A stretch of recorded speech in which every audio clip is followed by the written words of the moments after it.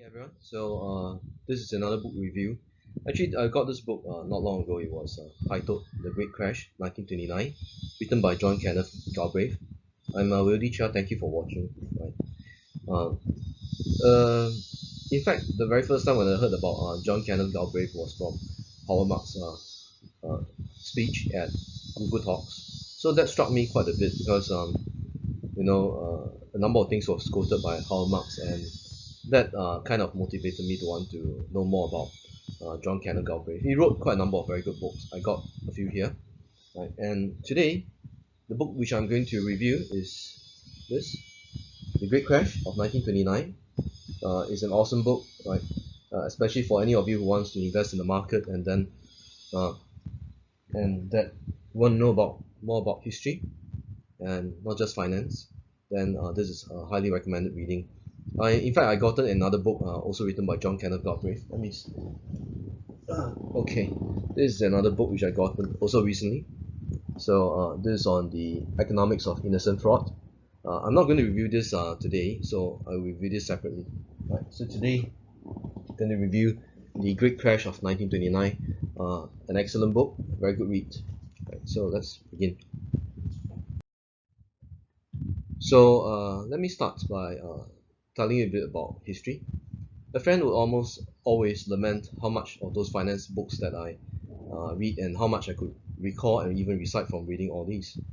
So, I felt that that was very biased, very prejudiced comments. Though I never really complained or quarreled with him over it. But yet, within me, I realized I shall never fail to remind myself that it is not finance itself that I'm interested in. It is the history of the past which I'm deeply interested in. A famous quote went like, if you fail to know the history before your birth, you are still a child and, to add lightly, as ignorant. So it's absolutely necessary to know about history. I think knowledge of history, whether it's finance or social history, whatever form of history, is very useful in evolving the way we think, right? To quote what Charlie Munger said before, the more we read, the more knowledge you acquire. Eventually, you can construct this thing called the lattice work. So that brings me to today, reading about all these things on history. There is also much prejudice about the necessity to read. I mean, referring to the same friend, he commented about what's the point of reading so much finance books. But yet, I stubbornly beg to differ because understanding history, especially how people behave, social behavior during financial crisis, and even before financial crisis, is very good learning about the flawed ways of human behavior and decision making. Onto the book itself, John's book on the Great Crash. There are some very interesting themes in the book, and obviously, one of which I found fascinating was the origins of the crash. In fact, regulators at the time uh, had no incentive to act. Inaction was obviously more costly than that of action, but it was surely more convenient not to act than to ruffle the feathers of many investors, both important and unimportant personalities, right, in terms of backgrounds. So as a result, the inaction resulted in the formation of a bubble, and of course, eventually that became the Great Crash. I like this particular point of view about the role of regulators because it basically points out that investors have to ultimately watch their own back. You can't depend on regulators to babysit the community, right? Unfortunately and fortunately, right? The cost of regulation is expensive, and someone has to pay for it, and that obviously must come from taxpayers. And yet, if regulators were to act too much, then that may impede the mechanism of the capitalistic market. I mean, after all, the whole point about capitalism and the capitalistic market is that regulators should play almost no role, in intervening in the markets. Okay, the role of margin loans. If you have not heard of margin loans, then I think it's useful to know. Not that I'm suggesting that it's an investment tool, and I'm also not discouraging this as an investment tool. Also, at the same time, whatever I'm going to say here are not investment advice. Okay, so do your own due diligence. So margin loans were a very interesting tool, right? Started back in uh, before 1929, and interestingly, at that time, margin loans were measured periodically, and statistics of margin loans were released from time to time. And in fact, increased margin loans then became a measure of the extent of speculative activity.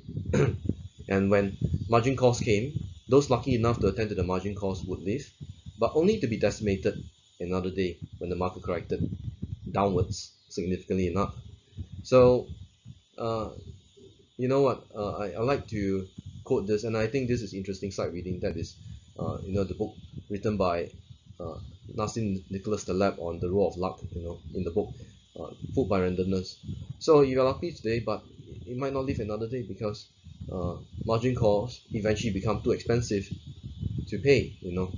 Right? So, and if these were so damaging and to investors, then why are these margin loans still available? In fact, brokerages and banks had plenty of incentives to offer these loans. Considering the cost of obtaining the loans from the Federal Reserve, the Federal Reserve would lend these loans at lower cost compared with how much the banks and brokerages would charge their clients. Now, because of the rise in the use of margin loans, eventually margin calls also became a source of forced selling, unfortunately again. And this forced selling also in a way exacerbated the crash in 1929. The role of the news and the media. From day to day, the public were very sensitive to the news and especially prices. In fact, the stock exchange even has a room or places for investors and the public to crowd around and see the price movements from moment to moment. Now, this was unfortunate. I mean, the fact that public is very sensitive to news and prices meant that prices would gradually diverge from intrinsic value, resulting in share investments becoming a speculative exercise.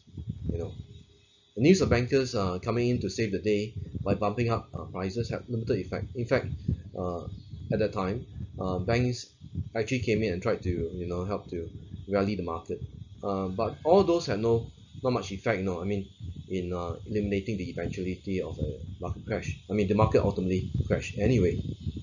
President Hoover was even asked to make a statement that stocks are cheap. Unsurprisingly, he declined to do so. I mean, as a politician, how can one make such a statement? Then again, that was history. However, the academia were actively involved in making various statements about market conditions and states. One of the very famous academia not mentioned here is Irving Fisher, right? So he also made statements in the press about the markets. So basically, long story short, is that news and the media can be very powerful in influencing market behavior.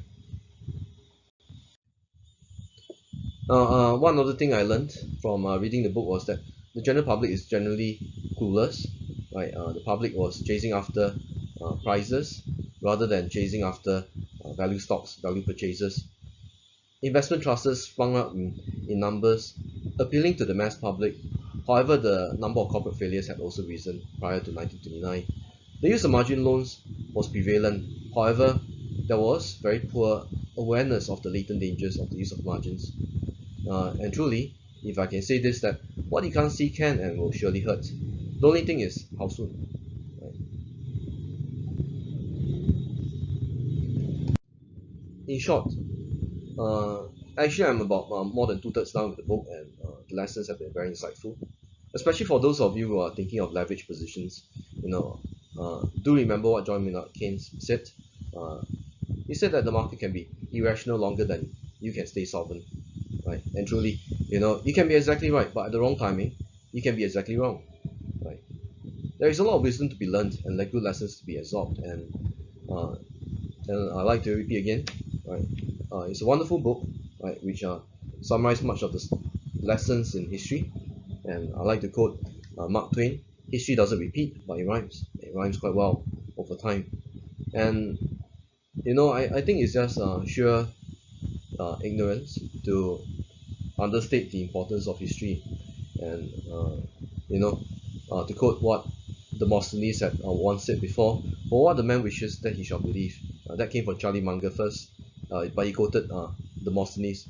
And at times I find uh, it is very hard to convince people that certain opinions are obviously wrong, but there is not much that you can do, right? Because the presence of human biases, and or rather, biases and prejudice can be very deeply rooted. You know, but what's very important is that knowledge of history should be a priority, and in fact, knowing it well would also eventually reduce the risk of, I mean, us individuals making or committing the same follies and mistakes, right? So, thank you for watching, and hope that that's informative, right? Eh, it's rather hard to get a copy of this book. It took me quite a while, right? So if you want, you can get it from Amazon, or you can get it through eBay or one of those sources. Okay, thank you, and have a good day.